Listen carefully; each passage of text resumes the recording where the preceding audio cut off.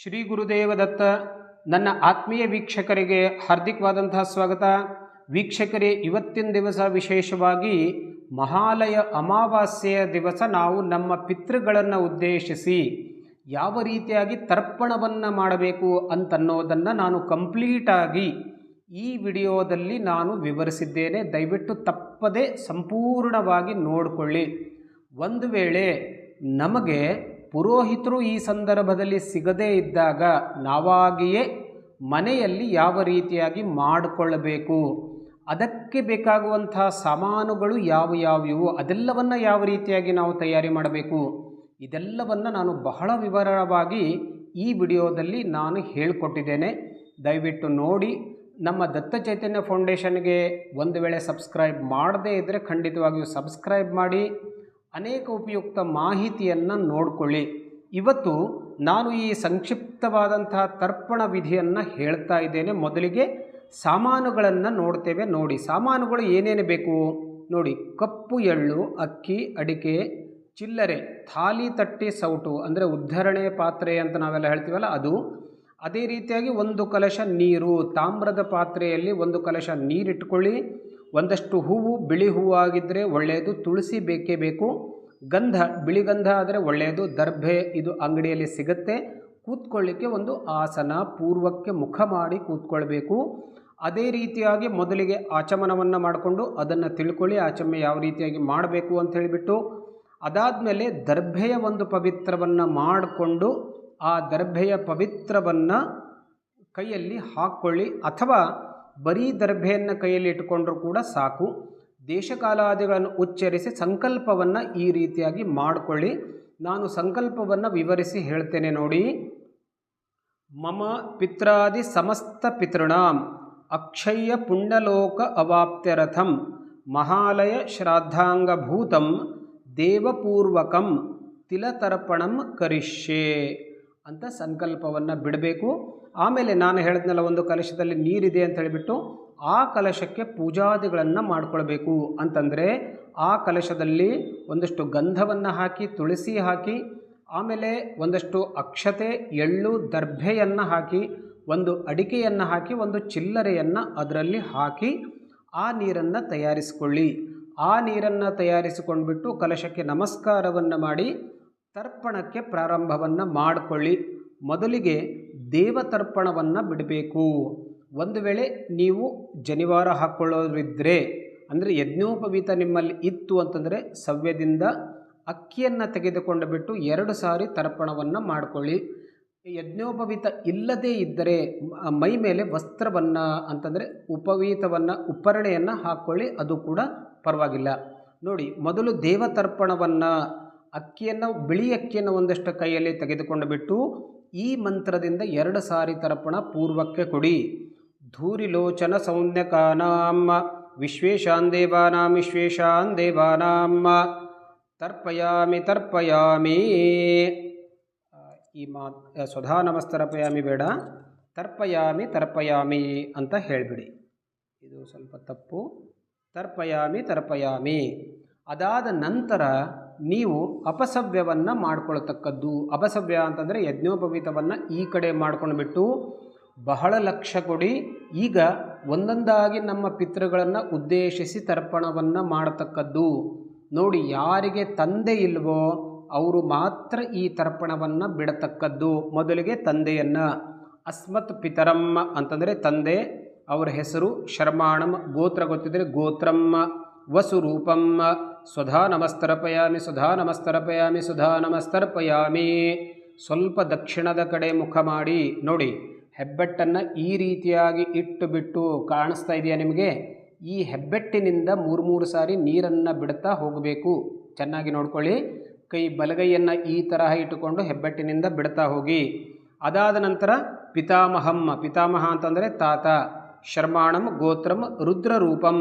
ಸ್ವಧಾ ನಮಸ್ತರ್ಪಯಾಮಿ ಸ್ವಧಾ ನಮಸ್ತರ್ಪಯಾಮಿ ಸ್ವಧಾ ನಮಸ್ತರ್ಪಯಾಮಿ. 3ನೇದಾಗಿ ಪ್ರಪಿತಾಮಹಂ ಅಂತಂದರೆ ಮುತ್ತಾತ, ಶರ್ಮಾಣಂ ಗೋತ್ರಂ ಆದಿತ್ಯ ರೂಪಂ. ಸ್ವಧಾ ನಮಸ್ತರ್ಪಯಾಮಿ ಸ್ವಧಾ ನಮಸ್ತರ್ಪಯಾಮಿ ಸ್ವಧಾ ನಮಸ್ತರ್ಪಯಾಮಿ. ಅದೇ ರೀತಿಯಾಗಿ ನೋಡಿ, 4ನೇದು ಮಾತರಂ. ಒಂದು ವೇಳೆ ತಾಯಿ ಇಲ್ಲದೇ ಇದ್ದರೆ ತಾಯಿಯ ಹೆಸರಿನಿಂದ ಹೆಸರು ದಾಮ್ ಅಂತ ಹೇಳಬೇಕು. ಗೋತ್ರಾಂ ವಸುರೂಪಾಂ ಸ್ವಧಾ ನಮಸ್ತರ್ಪಯಾಮಿ 3 ಸಾರಿ. ಪಿತಾಮಹಿಂ ಅಂದರೆ ಅಜ್ಜಿ. ಹೆಸರು ದಾಮ್, ಗೋತ್ರಾಂ, ರುದ್ರರೂಪಾಂ ಸ್ವಧಾ ನಮಸ್ತರ್ಪಯಾಮಿ 3 ಸಾರಿ. ಪ್ರಪಿತಾಮಹಿಂ ಅಂತಂದರೆ ಮುತ್ತಜ್ಜಿ, ಅವರ ಹೆಸರನ್ನು ಗೋತ್ರವನ್ನು ತೆಗೆದುಕೊಂಡು 3 ಸಾರಿ ಆದಿತ್ಯ ರೂಪಾಂ ಅಂತ ಹೇಳಿಬಿಟ್ಟು 3 ಸಾರಿ ತರ್ಪಣವನ್ನು ಕೊಡಿ. ಇನ್ನು 7ನೇದಾಗಿ ಸಾಪತ್ನಿ ಮಾತರಂ ಅಂತಂದರೆ ಮಲತಾಯಿ ಯಾರಾದರೂ ತೀರ್ಕೊಂಡಿದ್ದರೆ ಅವರ ಹೆಸರಿನಿಂದ ಹೆಸರು ದಾಮ್, ಗೋತ್ರಾಂ, ವಸುರೂಪಾಂ ಸ್ವಧಾ ನಮಸ್ತರ್ಪಯಾಮಿ 3 ಸಾರಿ ಬಿಟ್ಟುಬಿಡಿ.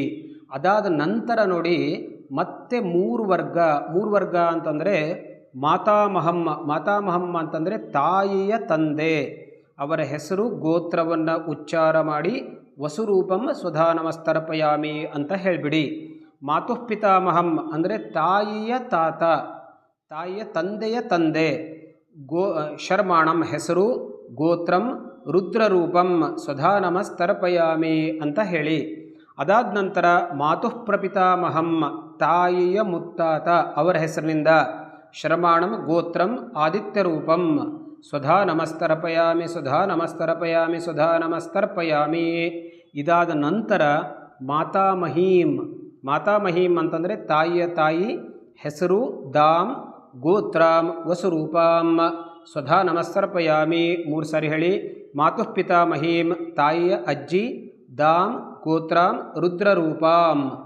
ಮಾತುಃ ಪ್ರಪಿತಾಮಹೀಂ ಅಂದರೆ ತಾಯಿಯ ಮುತ್ತಜ್ಜಿ, ದಾಮ್ ಹೆಸರು, ಗೋತ್ರಾಂ, ಆದಿತ್ಯರೂಪಾಂ ಸ್ವಧಾ ನಮಸ್ತರ್ಪಯಾಮಿ 3 ಸಾರಿ. ಇದಾದ ನಂತರ ವರ್ಗ ಬರುತ್ತೆ ಪತ್ನೀಂ ಅಂತ ಹೇಳಿಬಿಟ್ಟು. ಹೆಂಡತಿ ಯಾರಾದರೂ ತೀರ್ಕೊಂಡಿದ್ದರೆ ಅವರ ಹೆಸರನ್ನು ತೆಗೆದುಕೊಂಡು ಗೋತ್ರವನ್ನು ಉಚ್ಚರಿಸಿ ವಸುರೂಪಾಂ ಅಂತ ಹೇಳಿಬಿಟ್ಟು 3 ಸಾರಿ ತರ್ಪಣವನ್ನು ಕೊಡಿ. ನಂತರ 15 ಪುತ್ರಂ, ಮಗ ಯಾರಾದರೂ ತೀರ್ಕೊಂಡಿದ್ದರೆ ಶರ್ಮಾಣಂ ಹೆಸರನ್ನು ಹೇಳಿ, ಗೋತ್ರವನ್ನು ಹೇಳಿ, ವಸುರೂಪಂ ಸ್ವಧಾ ನಮಸ್ತರ್ಪಯಾಮಿ ಸ್ವಧಾ ನಮಸ್ತರ್ಪಯಾಮಿ ಸ್ವಧಾ ನಮಸ್ತರ್ಪಯಾಮಿ ಅಂತ ಹೇಳಿ. ಅದಾದ ನಂತರ 16ನೇದಾಗಿ ನೋಡಿ ಸುತಾಂ ಅಂತಂದರೆ ಮಗಳು, ಹೆಸರು ದಾಮ್, ಗೋತ್ರಾಂ, ವಸುರೂಪಾಂ. ಸಭರ್ತೃಕಾಂ ಅಂತ ಬೇಕಾದರೆ ಹೇಳಿ. ಮಗಳು ಮದುವೆಯಾಗಿತ್ತು, ಗಂಡನ ಮನೆಗೆ ಹೋಗಿದ್ಲು ಅಂದರೆ ಗಂಡ ಕೂಡ ತಿರ್ಕೊಂಡಿದ್ದರೆ ಸ್ವಧಾ ನಮಸ್ತರ್ಪಯಾಮಿ ಸಭರ್ತೃಕಾಂ ಅಂತ ಹೇಳಿಬಿಟ್ಟು 3 ಸಾರಿ ಬಿಡಿ. ಅದಾದ ನಂತರ ಪಿತೃವ್ಯ ಅಂತಂದರೆ ದೊಡ್ಡಪ್ಪ ಅಥವಾ ಚಿಕ್ಕಪ್ಪ ಅಂದರೆ ತಂದೆಯ ಅಣ್ಣ ತಮ್ಮಂದಿರು, ಅವರ ಹೆಸರಿನಿಂದ ಗೋತ್ರವನ್ನು ತೆಗೆದುಕೊಂಡು ಬಿಟ್ಟು ಅವರ ಮನೆಯವರು ಹೋಗಿದ್ದರು ಅಂತಂದರೆ ಹೆಂಡತಿ ಹೋಗಿದ್ದರೆ ಸಪತ್ನಿಕಂ ಅಂತ ಹೇಳಿ, ಅವರ ಮಕ್ಕಳು ಯಾರಾದರೂ ಹೋಗಿದ್ದರೆ ಸಸುತಂ ಅಂತ ಹೇಳಿಬಿಟ್ಟು 3 ಸಾರಿ ಈ ಮಂತ್ರದಿಂದ ತರ್ಪಣವನ್ನು ಕೊಡಿ. ನಂತರ ಮಾತುಲಂ ಅಂತಂದರೆ ಸೋದರ ಮಾವ, ಅದೇ ರೀತಿಯಾಗಿ ಹೆಸರು ಶರ್ಮಾಣಂ, ಗೋತ್ರವನ್ನು ಹೇಳಿ, ಸಪತ್ನಿಕಂ ಅಂತಂದರೆ ಅವ್ರ ಮನೆಯವರು ಹೋಗಿದ್ದರೆ ಮಾತ್ರ, ಸಸುತಂ ಅವರು ಯಾರಾದರೂ ಮಕ್ಕಳು ತೀರಿಕೊಂಡಿದ್ದರೆ ಸಸುತಂ ಅಂತ ಹೇಳಿಬಿಟ್ಟು 3 ಸಾರಿ ತರ್ಪಣವನ್ನು ಕೊಡಿ. ಸೋದರ ಮಾವನ ನಂತರ ಭ್ರಾತರಂ ಅಂತಂದರೆ ನಿಮ್ಮ ಸ್ವಂತ ಅಣ್ಣ ತಮ್ಮಂದಿರು ಯಾರಾದರೂ ಹೋಗಿದ್ದರೆ ಹೆಸರು ಶರ್ಮಾಣಂ, ಗೋತ್ರಂ, ಅದೇ ರೀತಿಯಾಗಿ ಅವರ ಮನೆಯವರು ಹೆಂಡತಿ ಹೋಗಿದ್ದರೆ ಸಪತ್ನಿಕಂ ಅಂತನ್ನಿ, ಅವರ ಮಕ್ಕಳು ಯಾರಾದರೂ ಹೋಗಿದ್ದರೆ ಸಸುತಂ ಅಂತ ಹೇಳಿಬಿಟ್ಟು 3 ಸಾರಿ ತರ್ಪಣವನ್ನು ಈ ಮಂತ್ರದಿಂದ ಕೊಡಿ. ನಂತರ ಪಿತೃಭಗಿನೀಂ ಅಂತಂದರೆ ಸೋದರತ್ತೆ, ಅಂದರೆ ತಂದೆಯ ಅಕ್ಕ ತಂಗಿಯರು ಯಾರಾದರೂ ಹೋಗಿದ್ದರೆ ದಾಮ್ ಹೆಸರು, ಗೋತ್ರಾಂ, ಸಭರ್ತೃಕಾಂ ಅಂತಂದರೆ ಅವರ ಮನೆಯವರು ಹೋಗಿದ್ದರೆ ಹೇಳಿ, ಅವರ ಮಕ್ಕಳು ಯಾರಾದರೂ ಹೋದರೆ ಸಸುತಾಂ ಅಂತ ಹೇಳಿ, ವಸುರೂಪಾಂ ಸ್ವಧಾ ನಮಸ್ತರ್ಪಯಾಮಿ 3 ಸಾರಿ ಬಿಡಿ. ಪಿತೃಭಗಿನಿಯ ನಂತರ ಮಾತೃಭಗಿನೀಂ ಅಂದರೆ ತಾಯಿಯ ಅಕ್ಕ ತಂಗಿಯರು ಯಾರಾದರೂ ತೀರ್ಕೊಂಡಿದ್ದರೆ ದಾಮ್, ಗೋತ್ರಾಂ, ಸಭರ್ತೃಕಾಂ ಗಂಡ ಹೋಗಿದ್ದರೆ, ಸಸುತಾಂ ಮಗ ಹೋಗಿದ್ದರೆ, ವಸುರೂಪಾಂ ಸ್ವಧಾ ನಮಸ್ತರ್ಪಯಾಮಿ. ನಂತರ ಆತ್ಮಭಗಿನೀಂ ಅಂತಂದರೆ ಸ್ವಂತ ಅಕ್ಕ ತಂಗಿಯಂದರು ಯಾರಾದರೂ ಹೋಗಿದ್ದರೆ ಹೆಸರು ದಾಮ್, ಅವರ ಗೋತ್ರ, ಮನೆ ಗಂಡ ಕೂಡ ಹೋಗಿದ್ದರೆ ಸಭರ್ತೃಕಾಂ, ಸಸುತಾಂ ಅವರ ಮಕ್ಕಳು ಯಾರಾದರೂ ಹೋಗಿದ್ದರೆ ಸಸುತಾಂ ಅಂತನ್ನಿ, ವಸುರೂಪಾಂ ಸ್ವಧಾ ನಮಸ್ತರ್ಪಯಾಮಿ 3 ಸಾರಿ. ಇದೆಲ್ಲದರ ನಂತರ ಶ್ವಶುರಂ ಅಂತಂದರೆ ಹೆಣ್ಣು ಕೊಟ್ಟ ಮಾವ, ಅವರು ಕೂಡ ತೀರ್ಕೊಂಡಿದ್ದರೆ ಶರ್ಮಾಣಂ, ಗೋತ್ರಂ, ನಿಮ್ಮ ಅತ್ತೆ ಕೂಡ ಹೋಗಿದ್ದರೆ ಸಪತ್ನಿಕಂ ಅಂತ ಅನ್ನಿ, ಅವ್ರ ಮಕ್ಕಳು ಯಾರಾದರೂ ತೀರ್ಕೊಂಡಿದ್ದರೆ ಸಸುತಂ, ವಸುರೂಪಂ ಸ್ವಧಾ ನಮಸ್ತರ್ಪಯಾಮಿ ಅಂತ ಹೇಳಿಬಿಟ್ಟು 3 ಸಾರಿ ಹೇಳಿ. ಅದಾದ ನಂತರ ಕುಲಗುರುಂ ಅಂತಂದರೆ ನೀವು ಯಾರಾದರೂ ಗುರುಗಳು ಅಂತ ಅಂದ್ಕೊಂಡಿದ್ರೆ, ಅವ್ರು ತೀರ್ಕೊಂಡಿದ್ರೆ ಹೆಸರು ಶರ್ಮಾಣಂ, ಗೋತ್ರಂ, ಮನೆಯವರು ಹೋದರೆ ಸಪತ್ನೀಕಂ, ಮಕ್ಕಳು ಯಾರಾದರೂ ಹೋದರೆ ಸಸುತಂ, ವಸುರೂಪಂ ಸ್ವಧಾ ನಮಸ್ತರ್ಪಯಾಮಿ 3 ಸಾರಿ. ಅದಾದ ನಂತರ ಎಷ್ಟು ಜನ ಹೋಗಿರ್ತಾರೋ ಅವರೆಲ್ಲರ ಹೆಸರಿನಲ್ಲಿ ಹೇಳ್ತಾ ಹೋಗಿ. ಕೊನೆಯದಾಗಿ ಆಪ್ತಂ ಅಂತಂದರೆ ಮಿತ್ರರು ಅಂತ, ಅವ್ರ ಹೆಸರಿನಲ್ಲಿ ಯಾರಾದರೂ ಹೆಸರಿನಲ್ಲಿ ನೀವು ತರ್ಪಣವನ್ನು ಮಾಡಬೇಕು ಅಂತಂದರೆ ಅವ್ರ ಹೆಸರನ್ನು ಹೇಳಿ ಶರ್ಮಾಣಂ ಅಥವಾ ವರ್ಮಾಣಂ. ಗೋತ್ರಂ ಅವರ ಗೋತ್ರವನ್ನು ಹೇಳಿ.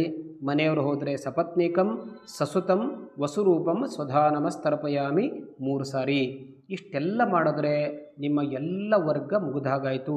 ಅದಾದ ನಂತರ ಯಜ್ಞೋಪವೀತವನ್ನು ಮಾಲಾಕಾರ ಮಾಡಿಬಿಟ್ಟು ಅಥವಾ ನೀವು ಮೈ ಮೇಲೆ ಹಾಕೊಂಡಂಥ ವಸ್ತ್ರವನ್ನು ಈ ಮಂತ್ರದಿಂದ ಏಕೇಚಾಸ್ ಮತ್ಕುಲೇ ಜಾತ ಅಪುತ್ರ ಗೋತ್ರಿಣೋ ಮೃತಾಃ ತೇ ಗೃಹಂತು ಮಯಾ ದತ್ತಂ ಸೂತ್ರಂ ನಿಷ್ಪೀಡನೋದಕಂ ಅಂತ ಹೇಳಿಬಿಟ್ಟು ಅದನ್ನು ನೀರಲ್ಲಿ ಅದ್ದಿ ಅದನ್ನು ಹಿಂಡಿಬಿಡಿ.